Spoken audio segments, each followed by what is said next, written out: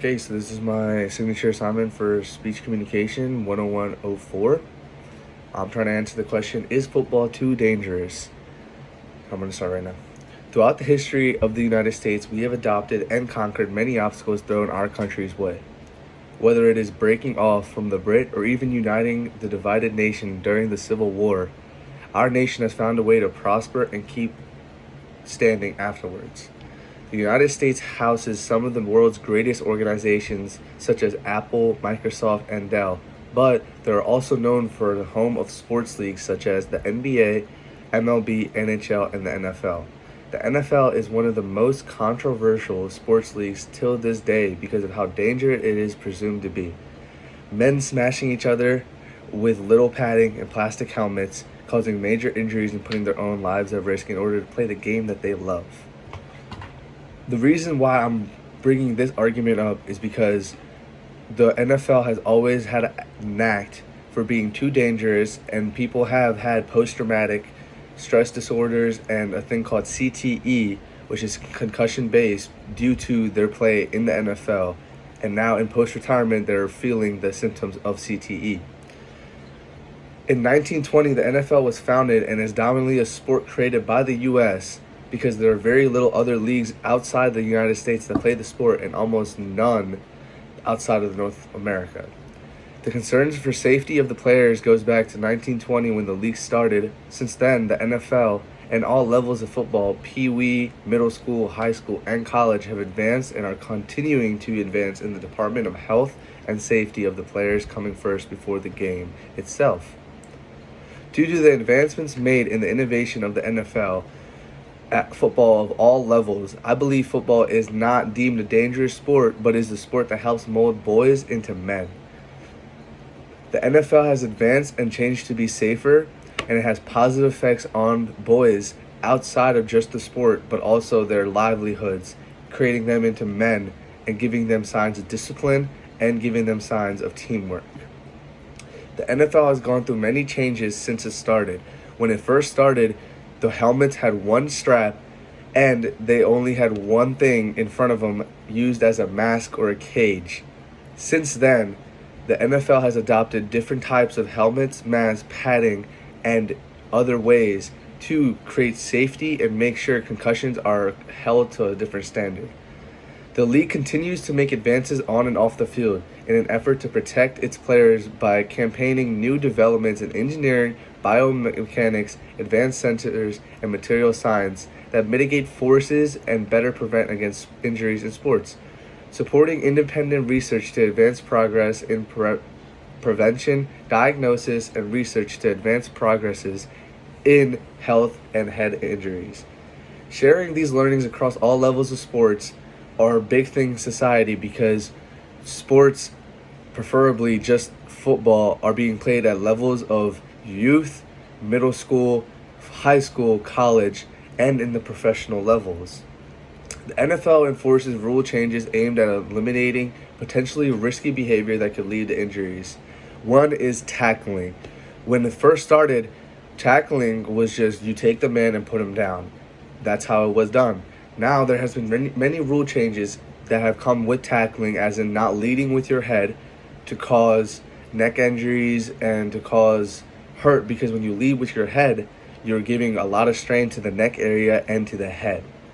The competition committee, which spearheads the rule-changing process, reviews injury data after every season dating back to the 1920s and examines videos to see how injuries occur. More than a dozen of NFL health and safety committees, subcommittees, and panels provide safety and input, as does the NFL's Player Association, which is an NFL association based off just what the players say and think. The Player Safety Advisory Panel submits formal recommendations directly to the committee and the commissioner. The analysis covers all injuries impacting players, including concussions, ACL, MCL tears, and considers how protocols and rules changes are making an impact on player safety. Through rule changes, including the recent kickoff modifications and the use of helmet rule, which states that if a foul of a player lowers his head to initiate and make contact with the helmet against the opponent, which is a really big deal because, as I said previously, using the head, leading with the head, is a big issue that has gone on throughout the NFL since the time it started. The NFL is leveraging data in an effort to improve player safety and evolve the game.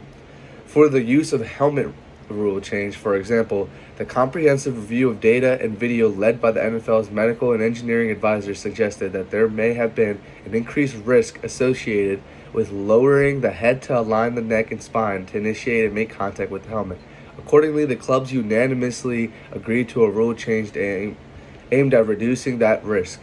The reviews also show that MCL and ACL injuries are very common and big throughout all sports, but also the NFL. To counteract this, they have made it so that you have to wear knee pads, thigh pads, and girdles that protect the lower groin area and the knees. Some players to this day are not using knee pads, as in they're thinking, oh, we can just get away with tackling, playing this rough sport, and not being injured because they don't need it.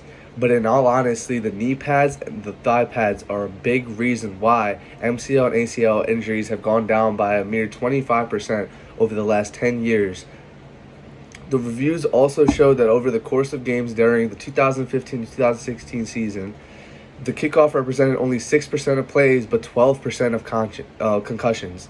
Data suggested that players had approximately 4 times the risk of concussion on the kickoff compared to running or passing plays. This is because players are running straight down the field as fast as they possibly can in order to tackle the player with the ball and get him down.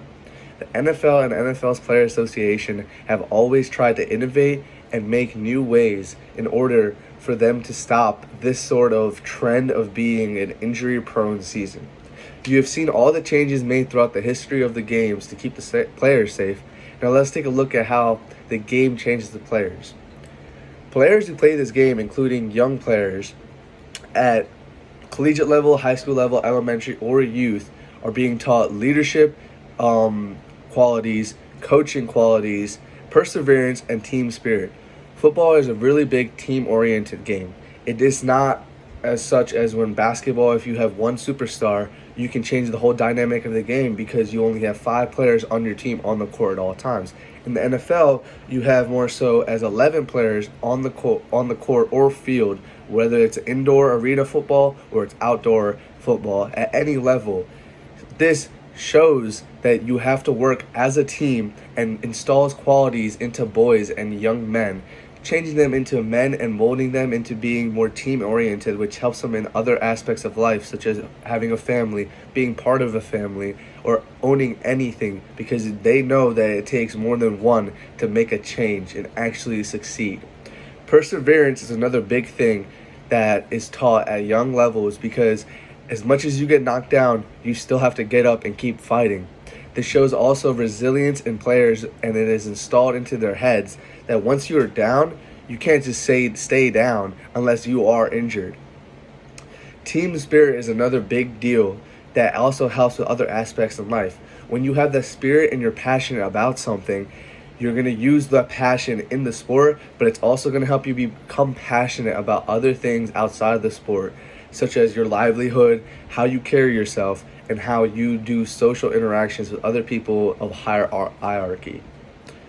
Now, leading into the leadership positions into football and other sports in general, being a leader, being a captain, you have to be somebody that is accountable, responsible, and someone that everyone on the team can look to in times of desperate need. Now, this is a really big issue because when players are becoming these leaders, captains, they have to learn how to be accountable and responsible, which are 2 quality traits found in men and young boys that are highly needed in creating whatever they want to do with their lives, whether it's becoming a businessman, whether it's becoming a doctor, whether it's becoming an engineer. Leadership positions are always found in all sorts of careers and other obstacles that have to be gone through. Now, it's not just that, but football also teaches a lot of discipline. Coaches go really hard at you during practice and games to distill this discipline in you as if you're in the army or a part of a unit that needs to be working 100% together in order to achieve and be successful. This also gives the chance of children at a young age growing up to stay fit and active. being fit and active is a big deal in the US today because the obesity levels and levels of unhealthy children, honestly, and also high school kids has increased by 50% since 1970. Now, you can blame this on the installment of fast food chains or on the other things that affect people's health, but this is also a big correlation back to not being active and settling for less. With football, this gives people a chance to be active because it works on your cardiovascular endurance and health, all in all, because you are constantly running and using different parts of your body, different muscles in your body in order to succeed and achieve. Looking at the benefits of both mental and physical health, football is not just a sport anymore, but more of a necessity as many other sports have become. As I said in my previous statement, that the NFL has innovated and become a crucial, vital point in which that they are always trying to make it so that it is safe and available for anyone to play, whether it's a kid who just has a dream of becoming that one person in football that they use as a role model, or if it's that they just want to be a part of something and that's why they're doing it. Now, this also ties into the fact that I believe that football is not dangerous anymore because the sport also helps mold boys into men by installing discipline and other quality traits that are viewed as good in men coming up. In order to get my point across that football is not dangerous, I use benefits of football in order to outweigh the horror and scary aspect of playing such a physical game. I'm not saying everyone should play football because the sport is not for everyone, quite frankly. But for those who do want to play and want to play, the benefits will outweigh the cons, and you will see that personally if you play. I played football personally in high school for a couple years. In the first year, I was very injury prone, and this was a major reason why I wanted to quit. I hated sitting out and not being able to compete. The one thing that kept me in it was how we had to become a family as a football team, and the game taught me much about teamwork and being accountable for mistakes that I made because in turn they affected the team. This also distilled qualities in school and in my family because I knew that I was accountable for the mistakes I made and that as a family we needed to make sure that we were 100% in awe of each other and always a team. I'm not saying that you're not going to get injured, and I'm not saying that football is not dangerous, but what I am saying is that playing football has so many positive effects on one's life. With the safety and precautions being taken seriously, it is safer to play now more than ever and will continue to be innovative and advance in the qualities in the department of the health and safety. That was my speech for Intro to Speech Communication. I hope you liked it. Yep.